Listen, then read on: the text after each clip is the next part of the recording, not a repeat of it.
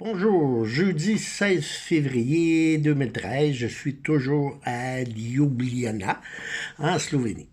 Ce matin, -2 avec du brouillard. C'était pas chaud, mais rendu à 11 heures, gros soleil, un peu comme hier, et il va faire beau comme hier, évidemment. Je vous fais un petit résumé de mon voyage. On commence avec la Slovénie que je suis présentement cette semaine, Ljubljana, la ville, la capitale. Je vous fais un petit résumé, agréablement surpris. OK, donc, premièrement, les gens sont super gentils. La grande majorité parle anglais, OK, que ce soit dans les restaurants, taxis, peu importe.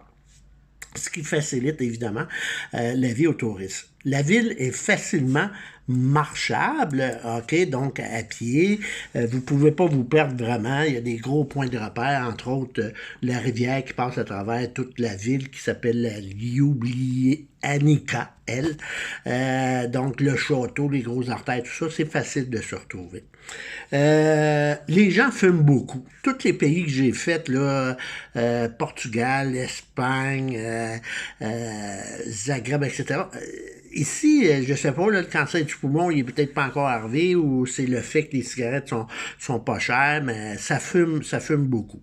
Et comme il y a beaucoup de terrasses, donc si vous vous asseyez sur une terrasse, c'est sûr que vous allez avoir de la boucane dans le visage. Donc ça, c'est ça. Après ça, j'ai honnêtement j'ai jamais vu une ville aussi avec autant de chiens.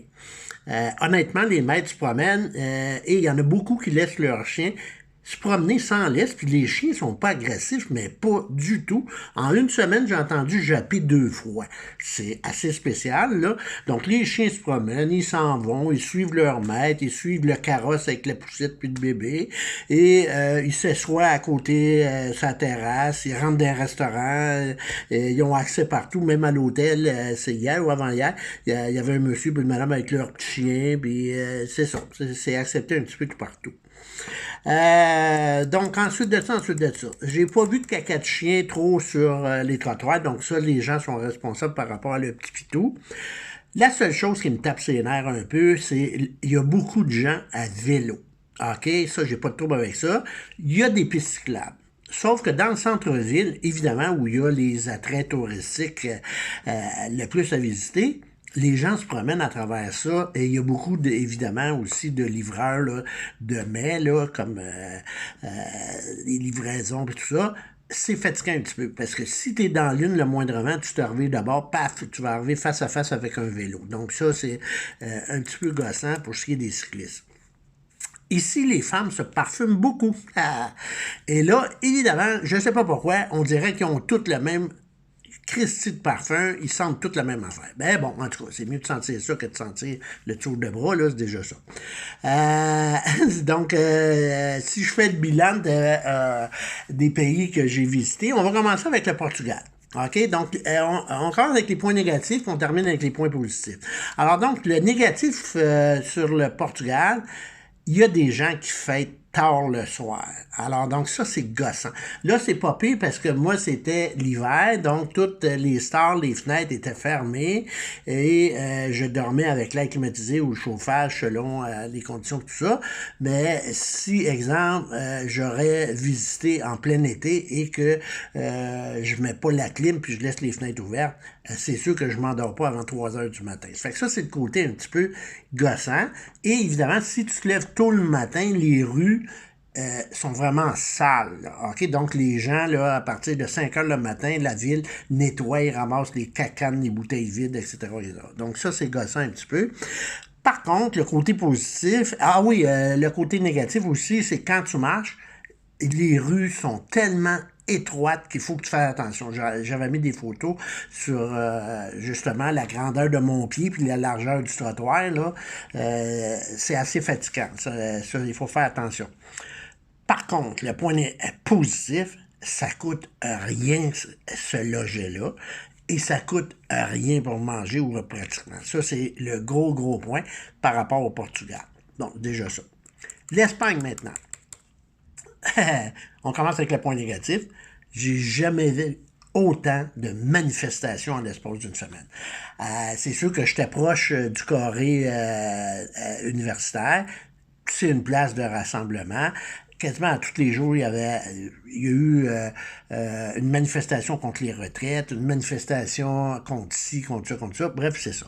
Par contre, le côté positif de l'Espagne, j'aurais pu rester là, je suis resté là 2 semaines, j'aurais pu rester là encore et encore. Ça se voyage très facilement. Le métro, le tramway, t'achètes une carte qui est bonne pour 3 jours, ça te coûte 30 euros, je pense. C'est illimité, tu prends le métro, les autobus comme tu veux. C'est très bien marqué, c'est facile de se repérer, etc., etc. Par contre, en termes de prix, c'est pas mal plus cher que le Portugal et ça s'équivaut en termes de bouffe avec chez nous. La grosse déception, c'est en Albanie. Ça, j'ai été déçu pas mal. Donc, évidemment, j'ai fait 2 villes. J'étais à Durrës, proche de l'océan. Je restais là juste 2 nuits parce que je m'ennuyais, il n'y avait rien à visiter. Le peu de choses qu'il y avait à visiter étaient fermées pour la saison. Donc, j'ai manqué mon coup là-dessus. Ça fait que j'ai décidé de prendre un hôtel pour m'en aller à Tirana, où là, j'avais beaucoup plus de choses à visiter. Par contre, t'es pas la bienvenue, c'est écrit dans ton front touriste, les gens te regardent avec une drôle d'air. Personne parle anglais, ou presque, puis ils veulent pas se forcer plus qu'il faut. Par contre, tu peux manger à très, très, très pas cher. Par contre, le gros problème, personne ne veut prendre de carte de crédit. Ça fait que tu es obligé de te promener avec du cash, du lec qu'on appelle. Et ça, il faut que tu fasses attention parce que quand tu prends le taxi, ça peut être n'importe quel prix. Il te regarde le visage, puis il te fait un prix, etc., etc. Donc ça, ce côté-là, il est fatigant un petit peu. Par contre, comme je vous ai dit, restaurant, un coup que tu sais où aller manger, etc., c'est vraiment pas cher. Très belle surprise, Zagreb en Croatie. C'est la ville des 5 la plus propre que j'ai vue. J'ai mis des photos. Ça fume beaucoup là aussi. J'ai même pas vu un mégot de cigarettes par terre. Ça m'a fait halluciner, Zagreb, vraiment. Le côté positif négatif, évidemment, c'est tout le monde fume ou à peu près. Ça sent la boucane partout. Tu te promènes sur la rue, tu marches sur le trottoir, t'en as un qui te fume en avant, un qui fume en arrière, un qui fume de chaque côté de toi. Ça fait que veux pas, tu fumes tout.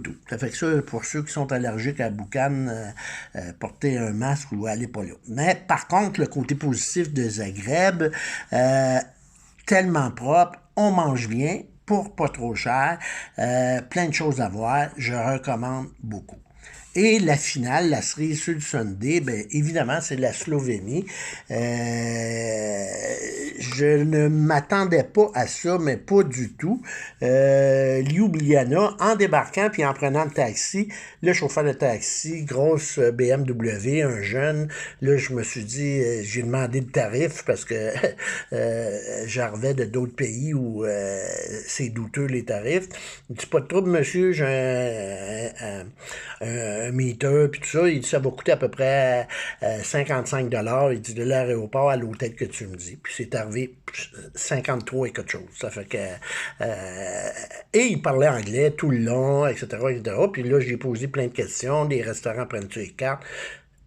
Déjà, en partant de l'aéroport pour me rendre à l'hôtel, je me sentais bien. Puis à l'hôtel, gros bonjour en anglais, est-ce que vous avez des besoins particuliers, tout ça.